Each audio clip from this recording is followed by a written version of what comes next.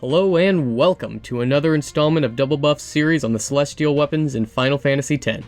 I'm Bowen, and I'll be helping you acquire the legendary Spirit Lance for this big blue furball over here, Kimahri Ronso. Our method will break down this quest into 4 simple, but important steps. First, we'll need to locate the physical weapon, as it is hidden somewhere in Spira. Next, we'll have to obtain both the Saturn crest and the Saturn sigil. Once we have these 2 unique items, we'll be able to power up the Spirit Lance to its maximum strength. We'll be playing on the HD Remaster Edition, but the instructions are the same across all versions. So what are we waiting for? Let's get started!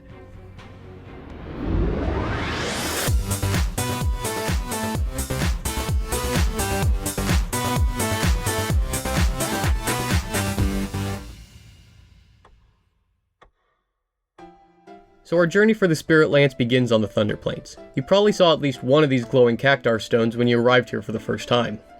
In order for your weapon to appear, you'll need to pray at 3 of these glowing stones. There are 2 stones you'll need to interact with on the southern map, and 1 on the northern map after you have passed the travel agency.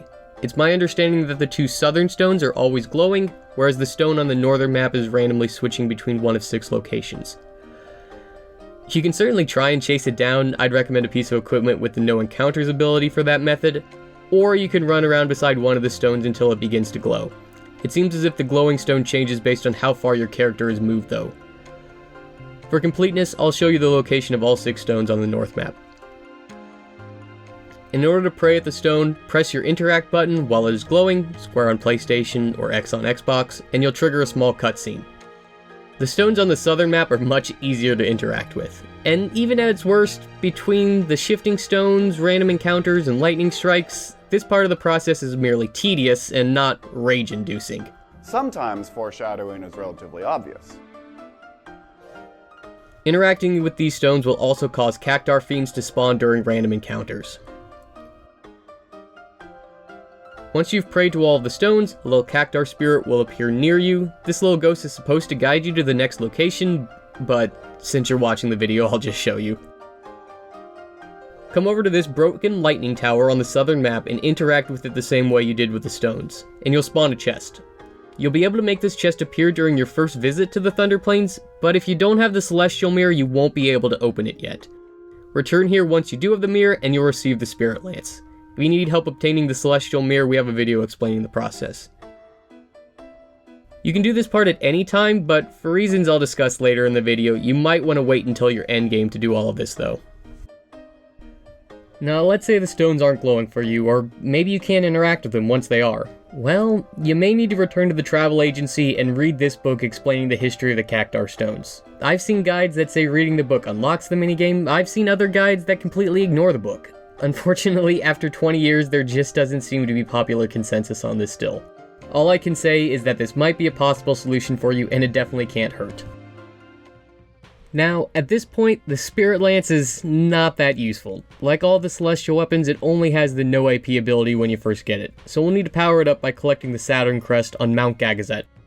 You'll have a boss battle near the summit of the mountain, and the chest containing the item will be very close to where that fight occurred. We're backtracking to show you a quick way to get to the location if you're returning to the area, but you can get this on the way up the mountain too.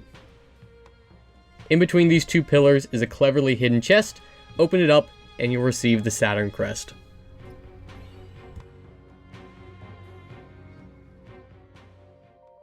To win the Saturn sigil, you'll need to complete both of the butterfly hunt mini-games in Macalania Woods. And if I can just take a minute to vent.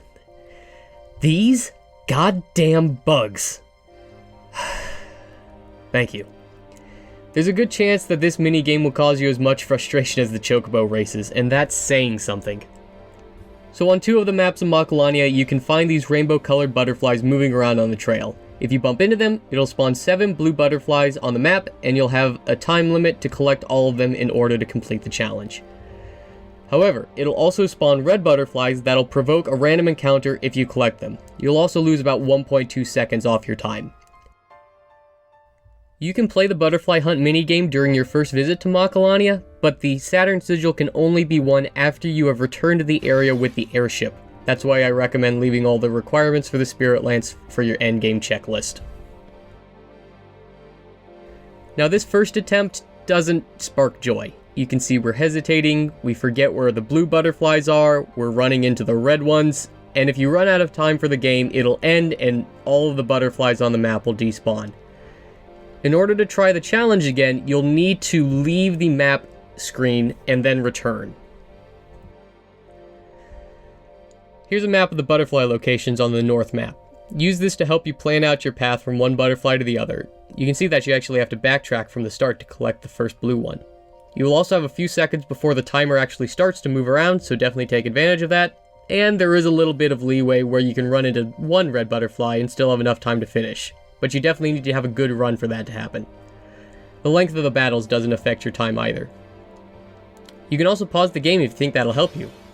The hitboxes feel like they were designed to be unfair, and it seems like they added more red butterflies in the HD remaster. Not sure about that, but this may take you a while to complete, or you may get it on your first try. Once you have finished the game, a chest will appear on the map with your prize. You can do these in either order, but the prize for completing the first map will always be a teleport sphere. Once that's done, you'll need to move to the central region of Macalania Woods to win the Saturn Sigil. Moving on to the second hunt, I have another map here with all of the butterfly locations for the central region. You'll know you're in the right place when you see Harvey Birdman over there having a solo jam session. It should also be noted that the fiends you encounter during the battles in the butterfly hunt minigame are actually stronger than the normal fiends you would encounter in Macalania.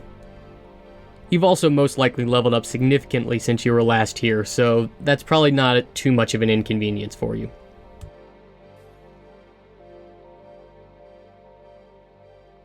When following this route, you might find it easier to hug the walls when zigzagging between these butterflies.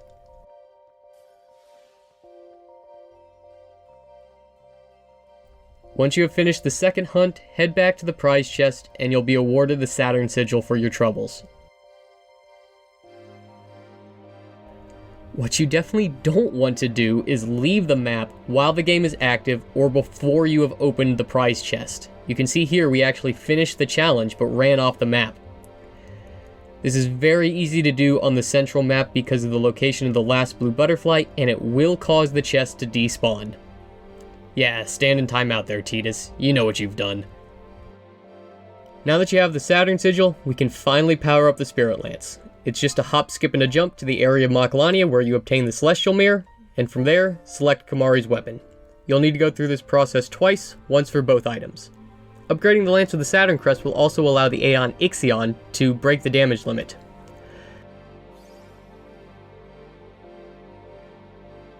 After you've upgraded both times, the Spirit Lance will now have 4 new properties: break damage limit, triple overdrive, double AP, and evade and counter. It also has the secret property where it will deal more damage the closer to max HP Kimahri is. And our journey comes to a close. I hope this has helped you, and feel free to check out our other content on the channel. Thanks for watching.